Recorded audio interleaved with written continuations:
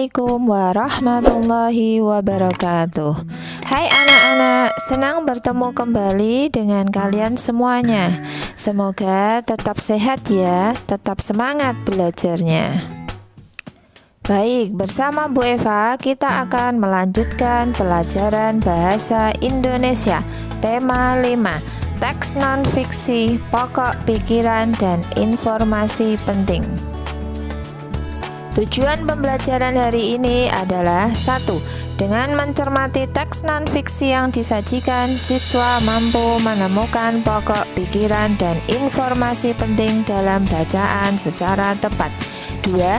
Dengan menyimak penjelasan dan mencermati teks bacaan, siswa mampu membuat pertanyaan-pertanyaan sehubungan dengan bacaan secara tepat. 3. Dengan menemukan pokok pikiran dan informasi penting, siswa mampu menuliskan ringkasan bacaan secara benar. 4. Dengan mencermati teks bacaan, siswa mampu membuat peta pikiran tentang pokok pikiran dan informasi penting yang terdapat dalam teks non-fiksi secara tepat.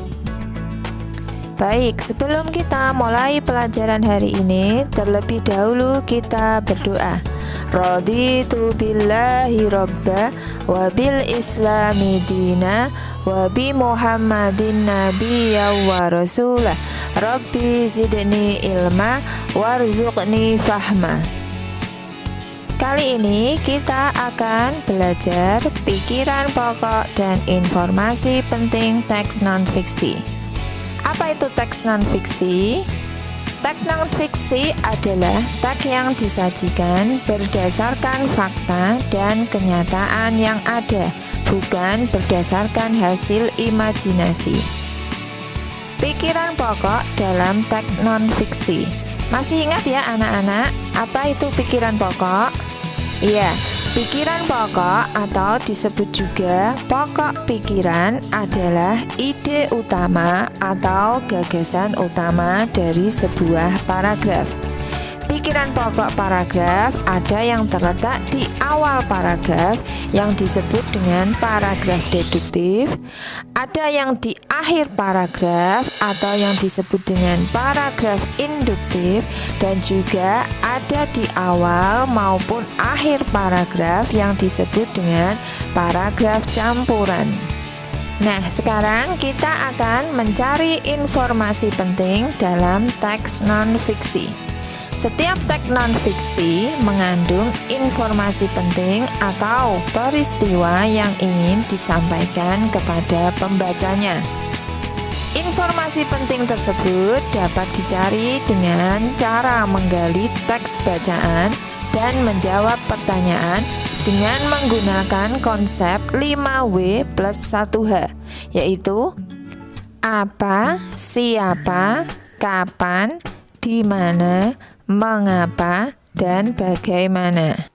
Nah, sekarang bagaimana memahami informasi penting yang ada dalam teks non-fiksi? Berikut langkah-langkahnya. Yang pertama, membaca keseluruhan teks bacaan. Kemudian yang kedua, mencatat pikiran pokok tiap paragraf. Dan yang ketiga, menjawab pertanyaan dengan menggunakan konsep 5W plus 1H. Dan yang terakhir, mencatat informasi penting dari setiap paragraf. Yuk kita perhatikan teks non-fiksi berikut ini untuk menemukan pikiran pokok dan informasi penting yang ada di dalam teks tersebut.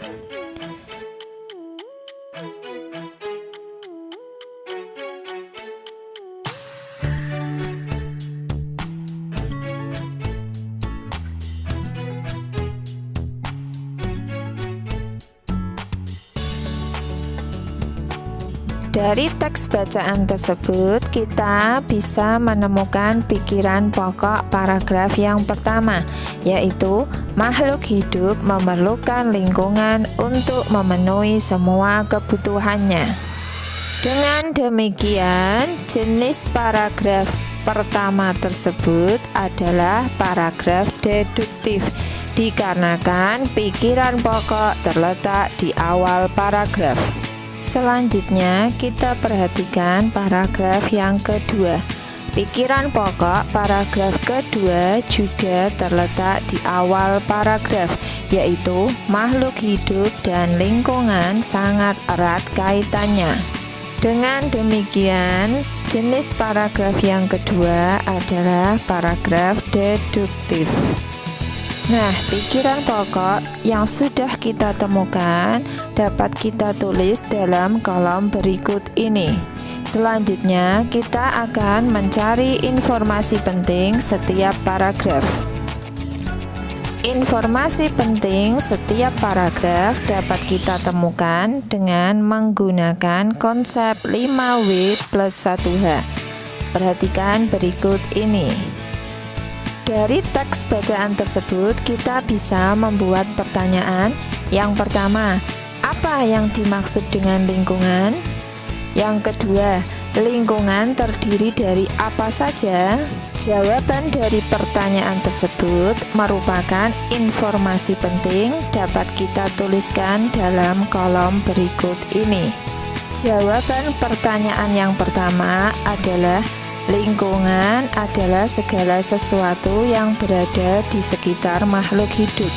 Dan jawaban dari pertanyaan yang kedua adalah lingkungan terbagi menjadi dua, yaitu lingkungan biotik dan lingkungan abiotik. Nah, kita sudah menemukan pikiran pokok dan informasi penting setiap paragraf. Selanjutnya, kita bisa membuat ringkasan. Apa itu ringkasan? Ringkasan adalah penyajian karangan yang panjang dalam bentuk singkat dan efektif dari teks aslinya. Ringkasan hanya berisi pokok-pokok dari teks bacaan.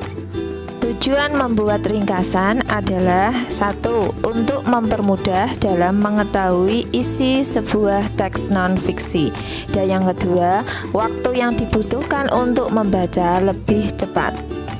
Bagaimana membuat ringkasan yang baik itu? Berikut ini langkah-langkah menyusun ringkasan teks non-fiksi. 1. Membaca teks non-fiksi secara seksama. 2. Mencatat pikiran pokok setiap paragraf.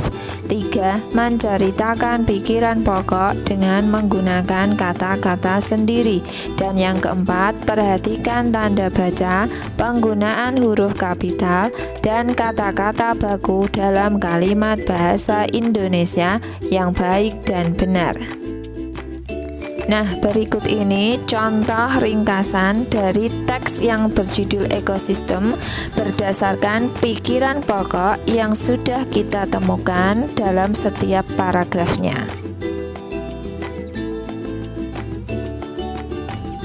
Selanjutnya, kita bisa menyajikan teks non-fiksi dalam bentuk peta pikiran. Apa itu peta pikiran? Masih ingat ya? Peta pikiran merupakan suatu cara mencatat kreatif dan efektif yang disajikan dalam bentuk bagan. Tujuan membuat peta pikiran adalah mempermudah pembaca dalam memahami isi teks non-fiksi. Langkah-langkah membuat peta pikiran. 1. Membaca teks non-fiksi secara seksama. 2. Tulislah informasi penting setiap paragraf. 3. Temukan kata kunci dari setiap paragraf. 4. Susun kata-kata penting tersebut dalam sebuah bagan dan dilengkapi dengan keterangan dari informasi penting yang sudah ditulis. Berdasarkan langkah-langkah tersebut, kita sudah menuliskan informasi penting dari setiap paragraf dan kita juga sudah menemukan kata kunci setiap paragraf seperti berikut ini. Selanjutnya, dari informasi penting dan kata kunci yang sudah kita tuliskan bisa kita sajikan dalam bentuk bagan yang dinamakan dengan peta pikiran seperti berikut ini. Nah, cukup sampai di sini ya pelajaran hari ini. Mari kita berdoa. Allahumma arinal haqqa haqqa warzuqna ittiba'ah wa arinal batila batila warzuqna ijtinabah. Wassalamualaikum warahmatullahi wabarakatuh.